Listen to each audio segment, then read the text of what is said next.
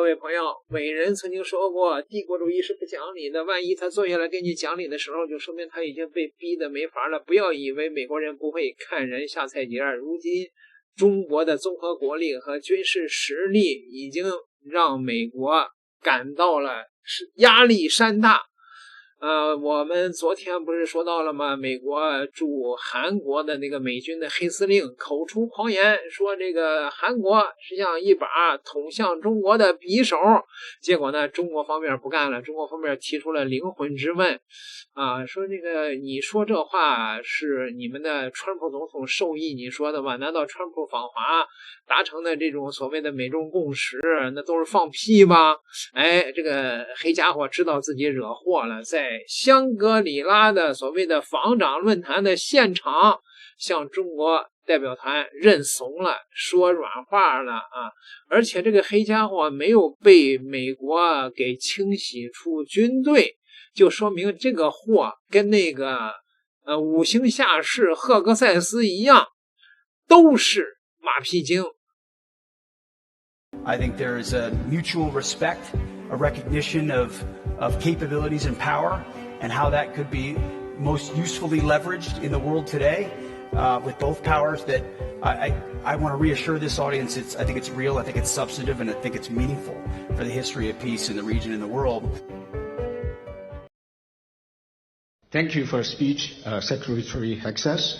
Most recently, U.S. Forces Korea Commander General Xavier Bronson made a striking remark in a public interview, stating that South Korea is, quote-unquote, a dagger in the heart of Asia aimed at China.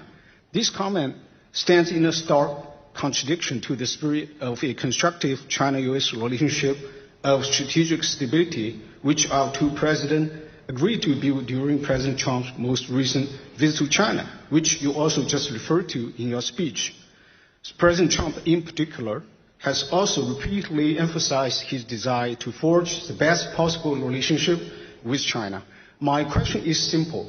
Does General Bronson's statement represent the official position of the Trump administration, and is characterization of South Korea's role as a dagger aimed at China authorized or endorsed by the Pentagon? Thank you. Thank you very much. The General is in the room, so he has an opportunity to perhaps follow up with you in the coffee break. Okay, yeah, there we go. General. Thank you. Mr. Secretary, thank you so much for that.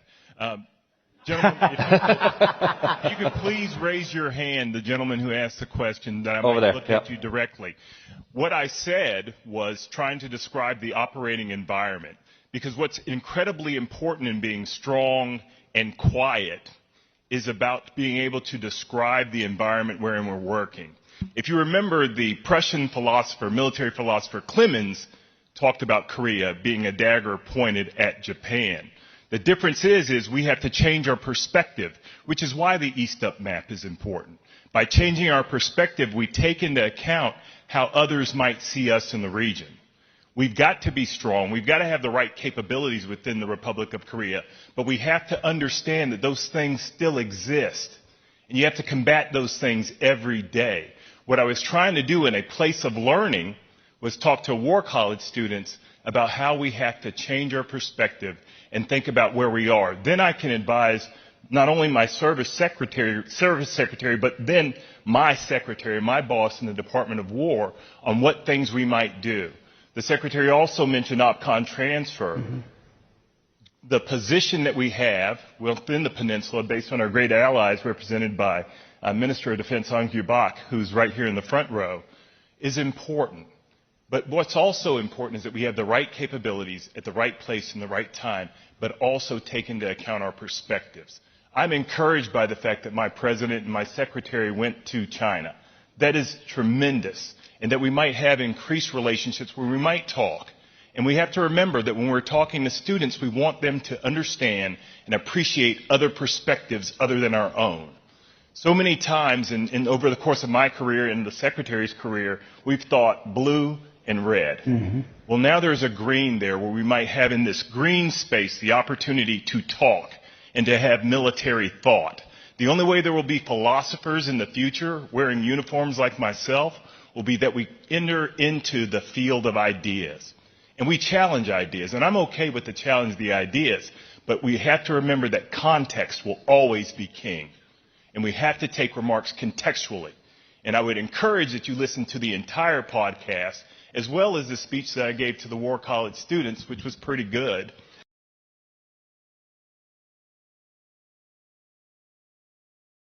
这黑家伙说，我那话的意思只是一场我头脑里边的那个哲学思想实验啊，而且呢，这个大拍五星下士的马屁，生怕自己被他妈的从美国的军队中给纯洁出去。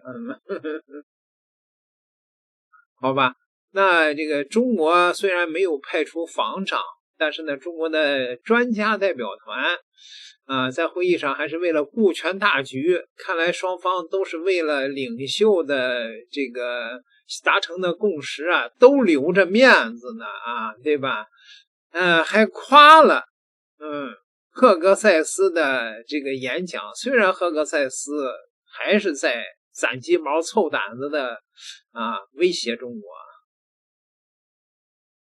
眾所周知啊，香格里拉對話會為地區國家提供了溝通交流平台，利用這個平台，各國參會代表通過坦誠對話，增進了解，增加互信，共同致力於推動地區穩定繁榮。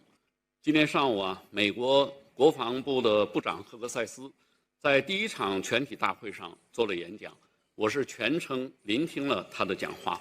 我注意到赫格塞斯在演講中啊，提到了前不久中美兩國元首的北京會晤以及達成的共識。會後那個演講之後呢，也進行了現場的互動交流。所以在正式發言之前呢，我想利用這個機會對赫格塞斯的演講做一個簡短的回應。從上午會議現場的提問和反應當中，我感受到前不久中美兩國元首的會晤在這次相會上引起的關注程度是非常高的。這進一步說明中美關係的穩定不僅有利於兩國人民，更有利於地區穩定和世界和平。這一次兩國元首會晤的最重要的政治共識就是同意構建中美建設性戰略穩定關係。習近平主席在會晤特朗普時明確指出，建設性戰略穩定應該是合作為主的積極穩定，應該是競爭有度的良性穩定，應該是分歧可控的常態穩定，應該是和平可期的持久穩定，為未來3年乃至更長時間的中美關係做出戰略指引。我們也期待中美兩國相向而行，把兩國元首共識落實落地，推動兩軍關係沿着健康、穩定、可持續的方向發展。這是我對上午赫格塞斯的演講做一個簡短的回應。下面呢，圍繞我們這個平行會議的主題，我做一個發言。發言的題目是為維護全球戰略穩定注入正能量。國際學界啊，對戰略穩定概念有不同理解。在我看來，它已經從早期的核恐怖平衡演變為今天涵蓋國際秩序、軍控體系及前沿科技的綜合安全概念。但是不管怎麼變，戰略穩定始終是各國安全保障的基石。然而當前呢，正面臨前所未有的挑戰。我認為主要來自4個方面：一是霸權主義衝擊地區安全，個別國家大搞強權政治，謀求絕對戰略優勢，挑動陣營對抗，加劇國際和地區軍備競賽，地區衝突頻發；二是全球核衝突風險上升。The risk of global nuclear conflict is rising. In recent conflicts, parties have sent nuclear deterrence signals. 就是有的时候啊，这个中国呢，还是这个态度上还是非常的顧及對方的面子，儒學嘛，深入了中國的骨子裡和血液裡邊，老想給別人留面子，是吧？可是呢，有的時候呢，帝國主義能夠聽得懂的只是響亮的耳光聲。點個訂閱吧，咱們下期再聊。